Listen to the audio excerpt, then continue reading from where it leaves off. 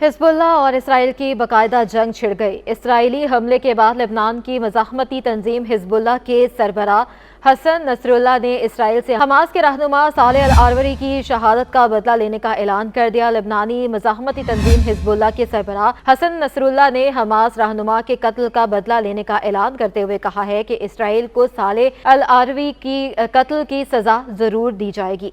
General Salmani शहादत की चौथी बरसी पर अपने खिताब में हिज़्ब उल्लाह के सरबराह हसन नसरुल्लाह ने कहा कि अगर इसराइल लेबनान के खिलाफ जंग छेड़ता है तो इनकी महदूद जंग का दायरा खत्म हो जाएगा। हसन नसरुल्लाह ने दो टोक अल्फाज में इसराइल को वाज़ेह कर दिया कि फिर इनकी लड़ाई की ना कोई हद होगी ना ही कोई असूल होगा और इसराइल को ऐसा नुकसान पहुंचाएंगे कि इसकी आने वाली नस्लें भी याद रखेंगी। हसन नसरुल्लाह ने कहा कि गजा जंग से इसराइल की ताकत का भरम टूटा है और इसराइल के वजूद को खतरा लाहक हो गया है। उधर इसराइल ने लेबनान में एक और हमला करके हिज़्बुल्लाह के सीनियर एहलकार समेत 4 अरकान को शहीद कर दिया। इसराइल ने जनूबी लेबनान के इलाके नकूरा में इमारत पर हमला किया, जिसके नतीजे में हिज़्बुल्लाह के सीनियर एहलकार हुसैन यज़बेक समेत 4 अरकान शहीद हो गए। याद रहे कि चंद रोज़ कबल भी इसराइल ने लेबनान के दारुल हुकूमत पर फ़लस्तीनी मज़ाहमती तंजीम हमास के दफ्तर पर ड्रोन हमला करके हमास के सियासी दफ्तर के नायब सालेह अल आरवरी को 2 साथियों समेत शहीद कर दिया था। सालेह अल आरवरी 19 अगस्त 1966 को रामउल्ला के शमाल मगरिब में अरोरा गांव में पैदा हुए और उन्होंने जबरोन यूनिवर्सिटी से शरीयत की तालीम हासिल की।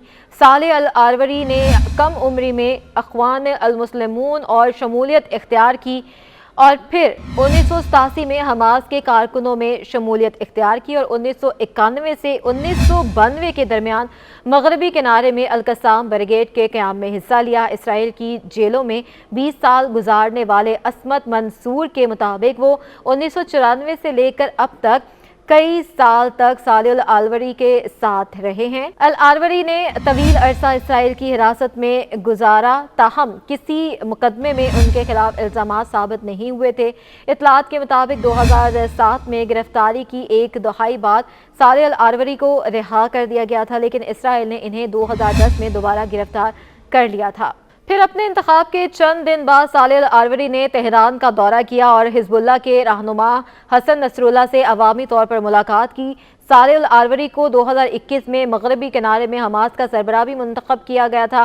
गुज़िश्ता साल अक्टूबर में हमास की क़यादत में इसराइल पर होने वाले हमले में 1200 से ज़ायद अफराद हलाक होने के बाद अल आरवरी को नसरुल्लाह और फ़लस्तीनी इस्लामी जहाद के सेक्रेटरी जनरल ज़ियादा अल खल्हा से मुलाकात करते हुए देखा गया था। हिज़्बुल्लाह के अल मनार टीवी के मुताबिक तीनों रहनुमाओं ने गजा और मगरबी किनारे में फ़लस्तीनी अवाम के खिलाफ इसराइली जारिब को रोकने और इसमें कामयाबी हासिल करने के तरीक़ाकार पर तबादला ख्याल किया और इसराइली मीडिया ने इन्हें इसराइल का ड्रोना ख्वाब और ईरान और हिज़्बुल्लाह के ताल्लुकात का गॉडफादर करार दिया था।